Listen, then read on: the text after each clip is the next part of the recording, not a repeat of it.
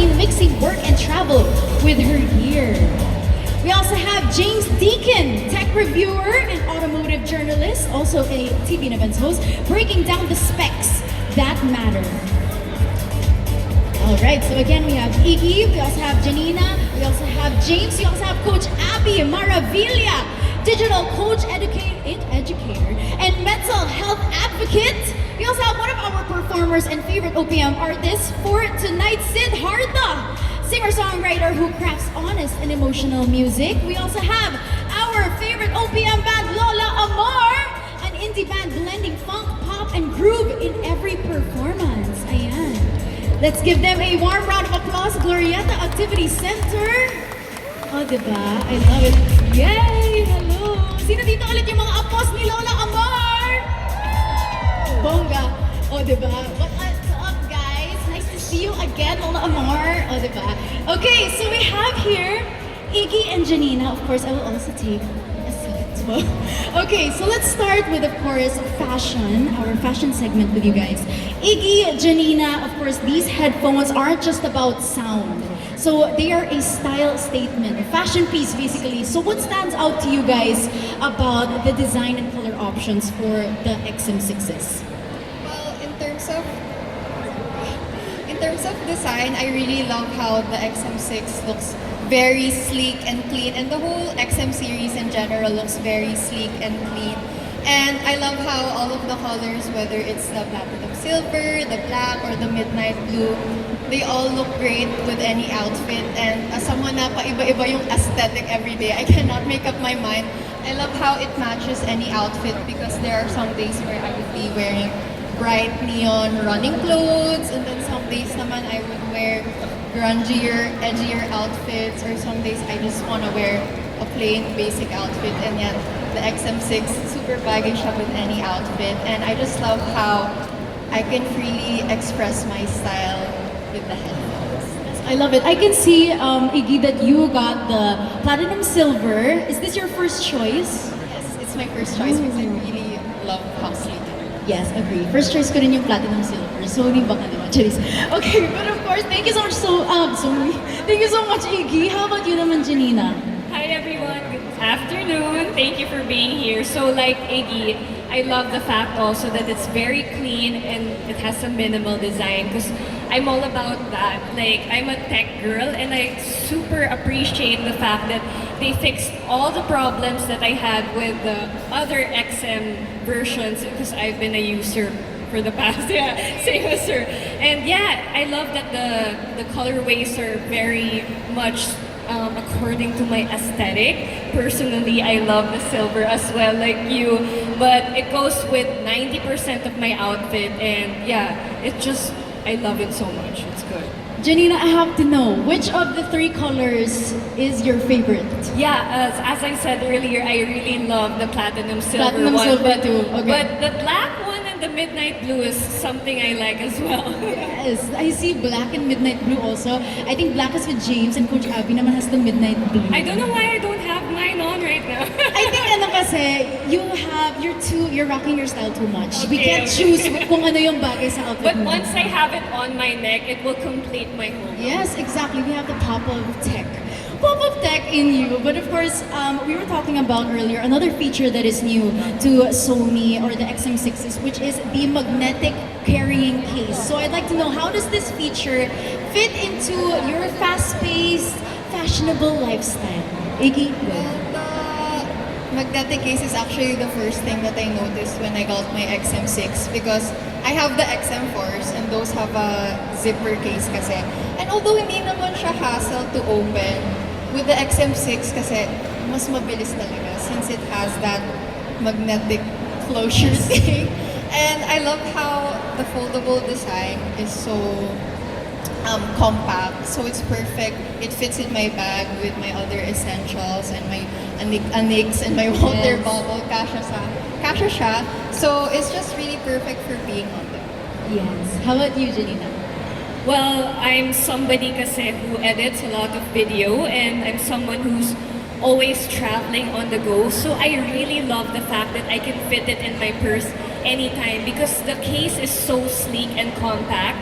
And the fact that I don't have to fumble with zippers, as in literal na in-open ko lang siya with that magnetic slip-on thing. Yes. I just pull out my earphones, I go anywhere and like I wear it and yeah, it's perfect. Very perfect and very easy, but at the same time, looking very stylish pa rin, di ba? I love it. It doesn't compromise your look, right? It doesn't, lalo na when we're traveling, di ba? Minsan, we build looks around it, di ba? Yes. And then, lalo na pag nag-travel tayo, it completes the travel, OOTD. Yes. Hangit lang in your neck, mukhang good na. I actually want to talk about that. Na parang you guys were talking about how it completes your look. So would you say that it would be a statement piece for you guys, the XM6s? Yes, it's definitely a part of my signature style, which kind of Yes. happened unintentionally. I just use mine every day talaga, so naturally it became a part of my style. I always wear it when I work out, when I work, when I edit, or when I read. I just want to relax. So lagi siyang nasa ulo ko or nasa neck ko. And yeah, I just love how it can elevate any look. How about you, Janina? When you talk about it being a statement piece, I feel like it really is, absolutely. Lalo na ngayon, where I feel like we've gone past tech being just functional. Now it has to be stylish as well, you know? Like, everything has to look nice, it has to complete something, it has to be bagay. So, it's really something that I consider a statement piece already. I love that, diba? A statement piece, but at the same time, we aren't compromising the tech side of it as well. Thank you so much, Iggy, and also Janina, our fashion ladies for today. And ngayon naman, let's move on to tech with James Deacon and Coach Abby. Hello, Sir James and Coach Abby. Okay, so now we're gonna talk about the tech side of things to all of our tech junkies here at Glorietta Activity Center. Let's talk about the productivity of the XM6s. Both of you work and both of you guys require focus when it comes to your work, James and Coach Abby. So how does the WH-1000XM6 help with your productivity?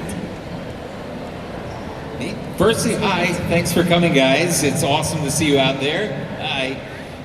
For productivity, this is great because this is like my own little private little world that I carry around my neck. We tend to work in different types of environments, like whether I'm hosting or whether I'm out at gigs and stuff like that. It can get very noisy, you know, and sometimes you need to practice your spiels, you need to think about what you're going to say, but everyone's talking to you. You put this on, and all of a sudden you're in your own little world, right? It is really, really good like that. So that's how I increase my productivity, by just creating a very quiet, silent space that I can take anywhere. Yes, I agree. How about you, Coach Abby? Yeah, for me, when I talk about focus, it's not just focusing on one thing. Usually, I kind of edit and record on multiple devices.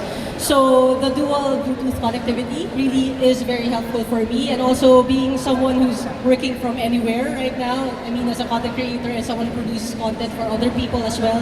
So being on call and having it actually shift to the priority phone call whenever I need it to. It's one thing that keeps me on my toes and keeps me on the move. So that's really helpful for me. I love it. But I also really like what Sir James mentioned, that you're in your own world basically. You cancel everyone out. And we've been talking about that kanina. Grabe talaga yung noise cancelling niya, guys. I think you guys have to try it out for yourselves.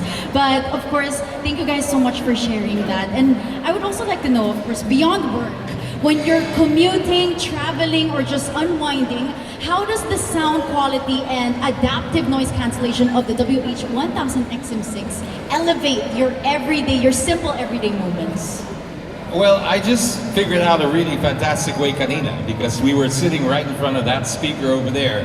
The music was awesome, but it was also really, really loud, and we were right there. So I popped these on, and it was great. So that's an everyday type of thing for me, because there are many times I just really need the silence. I write a lot, and with the writing, I can't write with noise. I can't write with even music. I can't even have white noise, because my brain tends to get distracted and focus on what's the next verse coming up. So I need silence. So this helps me in my everyday by providing that silence that I really need, and that's what I really treasure about it. And then of course travel. When I travel, like on an airplane, I mean that droning noise, airplane noise, it cuts that out 100%. And I think it does have an actual effect on your physicality. Like, I think when you come off a flight, hearing all of that, I believe it actually makes you more tired. So this, I arrive more refreshed. Yes, exactly. He was able to minimize the decibels. Well, decibels of the speakers that we have here. But then I love hearing that, Sir James. How about you, Coach Abby? So, you see, Sir James is more of like a noise reduction.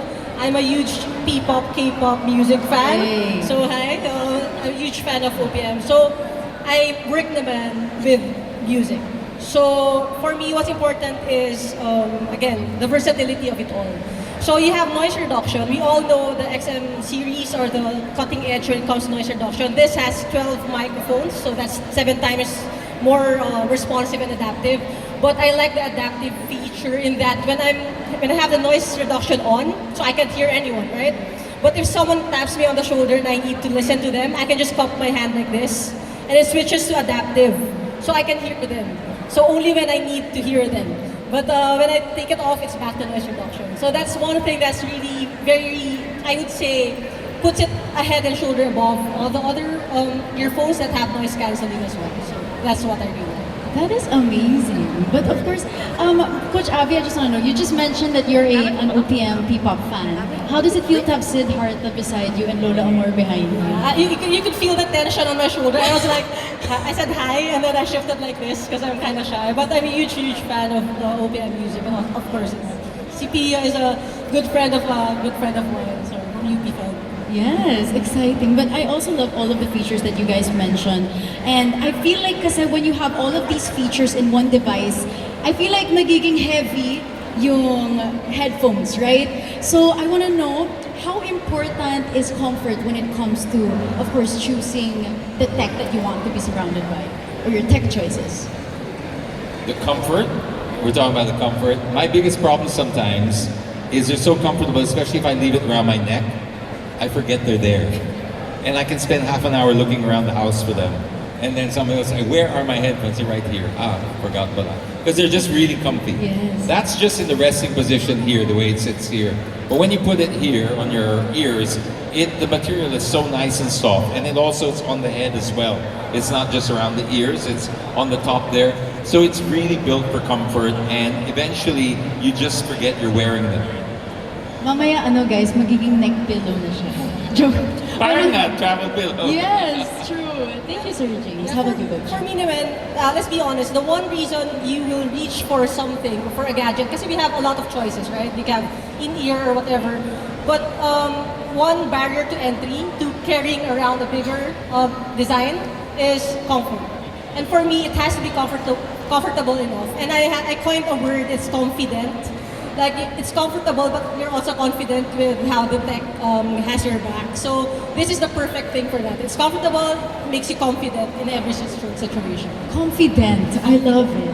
Oh my gosh, parang I think we should have like some kind of campaign din sa Sony, hashtag confident. Oh, diba? One Care of last Coach thing. Abby. Yes, I just go, want to add yes. one last thing, because this is a hack, right? Sometimes, not all the times you want to talk to everybody, right? There are sometimes either you're in the gym and you just want to focus, and there's always that chatty person in the gym. Janina, if it's ever happened to you, yeah, we put this on, and it's like obvious, no, people won't come up and bother you because Why you're pala in. you put them on kanina when you were beside me? Aww, Introvert hack. Busted. introvert hack. I love it. Diba? We learned so much from our tech lovers, which is, of course, Sir James and Coach Abby. Thank you so much.